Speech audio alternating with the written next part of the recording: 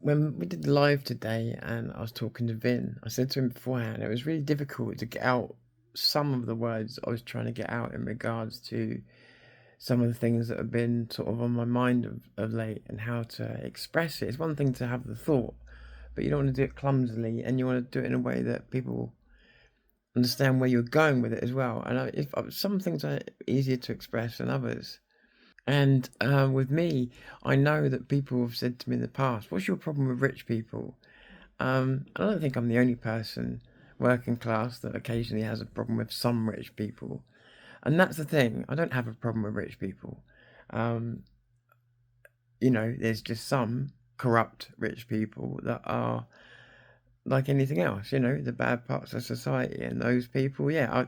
I will refer to their money. It's low hanging fruit.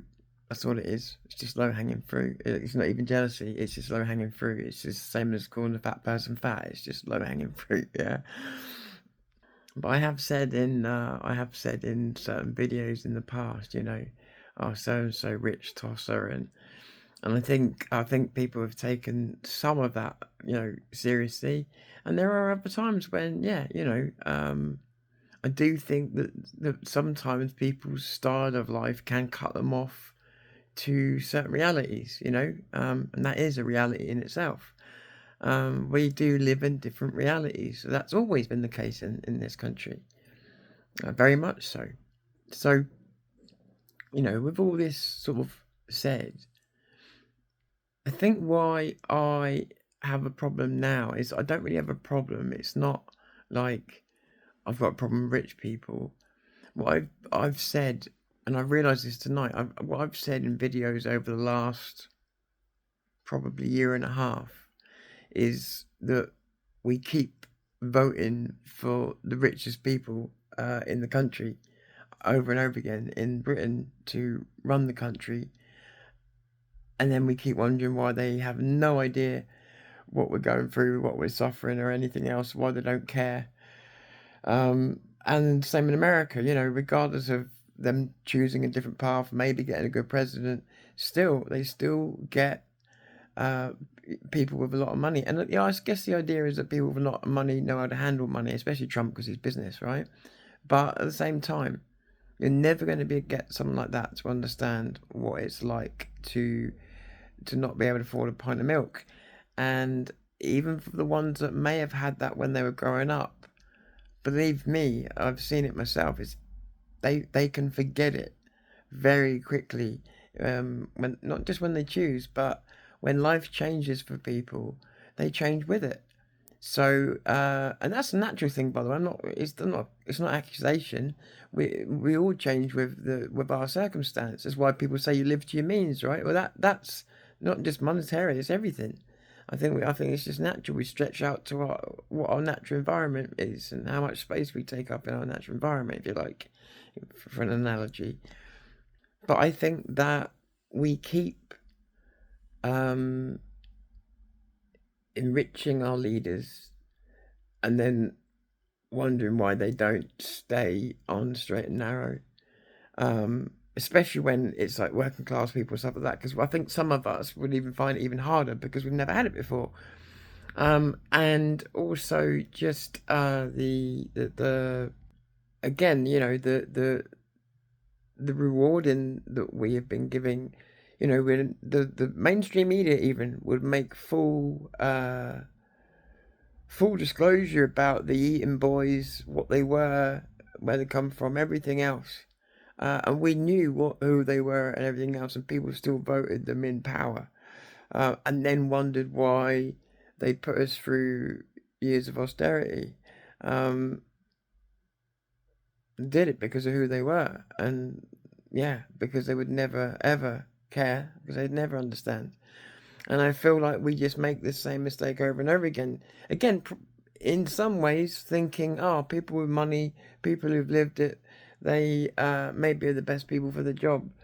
But I'd argue that someone who's educated, but also has an idea what it's like to struggle, whilst still not an angel and still fallible and everything else, might be a better better candidate for at least dealing with some of the issues, for at least understanding the issues on the table, because in some cases, um, politicians just don't want to help you. In other cases, they wouldn't know how. They just wouldn't know how. So I think that whenever I see, and the other thing as well, you see, I remember things. Will Smith's slap, um, the paedophilia that's come out of Hollywood, the Me Too movement, which actually was caused by incidents happening in Hollywood, and yet for some reason they've deflected it outwards to the world and started trying to attack the world, which is crazy. They were the guilty ones, and they were lecturing the world. Same when they get caught out for racism, they start lecturing the world about how it needs to change. Incredible. So we have a habit of putting rich assholes on a pedestal, and I think that is my problem. I don't care what money someone's got, like, good on them, and if they're having a good life, good on them. You only get one life, make the best of it you can. It's like, personally, outside of work, what you do, it's nothing to do with me, I don't care. But when you take advantage of people, or you know, when you're taking it away from certain people, who would do good things with it, that's a problem sometimes. But more, it comes down to understanding, really. My biggest problem is understanding. Is it takes people in your position, or relatively recently in your position, to understand your position. And I think with so much of the country hurting monetarily as well as everything else at the moment, I truly believe that it's time that we tried something different, and that is that we tried getting someone a lot poorer, giving people who are a lot poorer a chance. But the only problem is with that, and this is a problem we need to solve before it's too late, is how do you um, how do you incentivize native Brits to get involved in politics, because they're almost allergic to it, because that's the only problem you've got. But if you could get people on these subjects, we actually have a chance of making things a little bit better. So with me, when I do come out with these things, it's never about trying to cause harm or trying to affect someone else's reputation. It's more that I'm considering it's about, everything we do has got to be about weighing up the well-being of people in the movement and the people in the country, because that's what we're fighting for. So everything I try and do, and everything certain people try and do, is about weighing up that well-being. Everybody's got a slightly different idea of what that is, which is fair enough. That's just perspective. But yeah, so um, with me, it's just caring about the well-being of the movement, but also the well-being of the people within it, individually and collectively. It does mean something to me. So yeah, I care about these things. So this is why I bring them up. This is why, unfortunately, this is why I will continue to bring them up.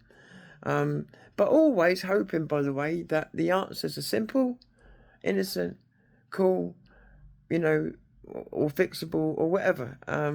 Which a lot of things in life are, and that is why we shouldn't be too afraid to bring stuff up, because there's a lot of things in life that are fixable if you just face them head on. Um, I've had some of my best friendships have come from conflict. Some of my best business relationships have come from conflict, initial conflict. You know, um, yeah. Sometimes you need a little bit of what's the word? Adversity in life to actually find really cool things. And yeah. So I'm never doing any of the videos I do to go out and try and seek any conflict. And as I said, my comments about YouTubers and stuff like that, they're not movement wide, they are worldwide. As I said, I'm talking about looking into the Daily Wire, and Stephen Crowder, all people I've enjoyed watching in the past, by the way. So there's no, yeah. So I just want to be clear on this for the very last time. There's no hate going on there. There is genuine concern, but there's no hate. Yeah, that's about it, I think. I will say it is a humbling experience having these, like, especially these technical issues. I never used to have this. Used to have a couple when I was rusty. Never had this many. Never had this many. So this has been a humbling experience. And then starting a channel from scratch and not having that run and start like I had last time has been a humbling experience. But as I'm getting more away from the old channel, as I'm logging in less and letting go, I'm starting to adapt my head to the numbers I've got now and working within that framework. And it's not the end of the world, do you know what I mean? And again, I still think there's a chance that once I've got my mojo all figured out perfectly, I think that there's a chance that some of this just comes down to hard work and hard work and a little bit of luck. And so I'm quite positive about things. I should have probably done this ages ago. You know, it's difficult when you're not cheating.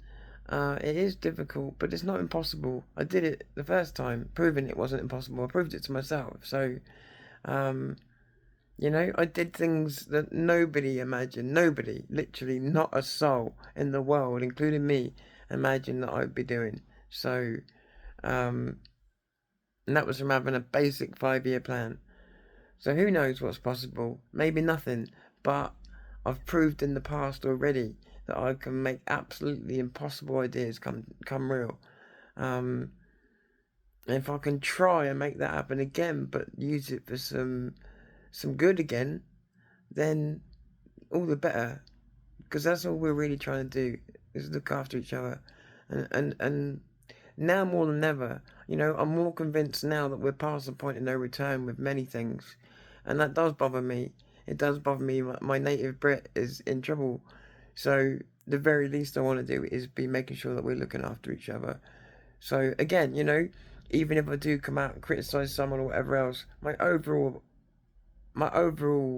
allegiance stays with my fellow man. It's not like I wouldn't help them out if they were in trouble or yeah, that instinct's always going to be there. But while I've still got the ability to think and to walk for myself, I'm going to do that. I think that's the freedoms and rights that we're fighting for right now. So I'd be a mug not to. Anyway, I hope you're great. I just felt like doing another little video because I may take tomorrow off. I know I say this a lot, but I may take tomorrow off and before I start with my next video that I'm planning to do. But I will catch you soon. I'm Tom Fury. This is Zero News. I'm calling it a day for now.